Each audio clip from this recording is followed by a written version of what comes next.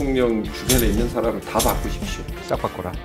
윤석열 총장 같은 경우는 설득 필요 없어요. 제가 당대표가 되면은 한두 달 안에 들어온다고 봐요. 김웅 의원님 정말 만나고 싶었는데 오늘 이렇게 바쁜데 와주셔가지고 감사합니다. 반갑습니다. 플레이지스 감사합니다.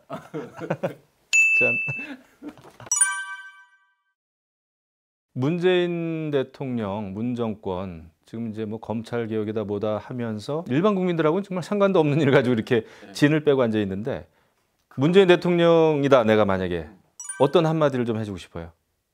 지금 청와대에 있는 대통령 주변에 있는 사람을 다 바꾸십시오. 지금 대통령은 완전 그야말로 가장 무능하면서도 사악한 무리 사이에 있는 것 같아요. 그 사람들이 절대 써서는 안 된다고 하는 사람들로 청와대를 다 바꾸셔야 될 것 같아요. 싹 바꿔라. 이 정권이 사실은 보면 586 세대라는 기득권층을 그대로 대변을 한 거죠. 그렇기 때문에 새로 나온 세대한테는 어떻게 먹여 살려야 되고 이들의 미래를 어떻게 보장해 줄 것인가에 대해서 지난 4년 동안 정반대로 갔습니다. 모든 정책이 결국은 86세대들한테 유리하게 갔어요. 86세대가 가지고 있는 유일한 자산인 아파트 값을 폭등을 시켰고 교육제도든 뭐든 전부 다 86세대들한테 유리한 방식으로 갔습니다. 연금 개혁을 비롯해서 일자리 정책이든 최저임금제든 전부 다 이 사회 안에서 기득권을 가지고 있는 사람들한테 유리한 방식으로 다 끌고 간 거죠. 그런 과정에서 이 문제점들을 선악의 대결로 가지고 호도를 한 거예요. 그러니까 결국 기득권층을 전부 대변을 하면서 자기들이 그렇지 않다는 걸 보여줘야 되기 때문에 악마를 만들어냈죠. 토착 외국 때문에 나라가 이 모양이 된 거야. 검찰 때문에 나라가 이 모양이 된 거야. 부동산 같은 경우도 그렇게 얘기해요. 부동산 적폐가 뭐 이렇게 만든 거야.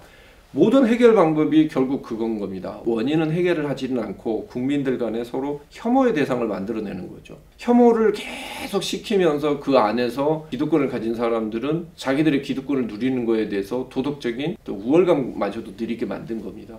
그게 지금 사실은 아니라는 게 20대 30대들이 깨달으니까 분노로 지금 표출되고 있는 거죠. 당장 내년에 이제 대선이 닥쳐온단 말이에요. 대선의 시계추가 지금 막 그냥 이렇게 움직이는데 만약에 대표가 돼서 대선에서 이기면은 완전히 뭐지만 개인적으로나 우리 당에서도 그렇고 큰 정치인으로 이렇게 남을 텐데 어떻게 대선에서 이길 것인지 지금 이제 윤석열 전 총장과의 또 뭐 인연 얘기도 많이 나오더라고요. 그 사직할 때 전화 통화도 한 거 뭐 어떤 관계입니까? 솔직히 서로가 서로를 잘 아는 거죠. 그 사람이 어떤 사람인지를 가장 서로 잘한다고. 인물이 인물을 이렇게 멀찌감치 알아보고 있구만. 그래도 저 사람이 어떤 사람인지를 아는 거죠. 결국 윤석열 총장 같은 경우는 저는 결국 우리 당으로 들어온다고 보는데 들어오려면 사실은 대의명분이 있어야 됩니다. 어떻게 설득하실 거예요? 아니 설득 필요 없어요. 이 당이 바뀌면 저절로 들어옵니다. 저는 제가 진짜 확실히 말씀드릴 수 있는 게 제가 당대표가 되면은 한두 달 안에 들어온다고 봐요. 근데 그게 아니고 개인적으로 뭐 인연이 있기 때문에 뭐가 있기 때문에 그런 걸로 움직일 사람은 아니에요. 그리고 뭐 예를 들면 뭐 공천권 몇 개를 보장을 해줄게 어쩔게 이런다고 해서 들어올 사람도 아닌 거고 공정한 나라 만들어 볼 방법은 이 당에 들어와서 당신이 대선 승리에 됐든가 역할을 해야 되는 거 아니냐라고 이야기하면 들어오는 거죠. 윤석열 없는 국민의힘은 희망이 없나요? 아닙니다. 어떻게 보세요? 그 아까 김종인 위원장하고도 이야기를 했었는데 이제는 이번 선거는 사실은 당의 힘으로 이기는 선거가 될 것 같아요. 왜냐하면은 인물에 대한 팬덤으로 이뤄왔던 우리나라 지난 4년이 얼마나 참혹했는지를 국민들이 너무 잘 알기 때문에 사람에 대한 관심으로 가지는 않을 것 같아요.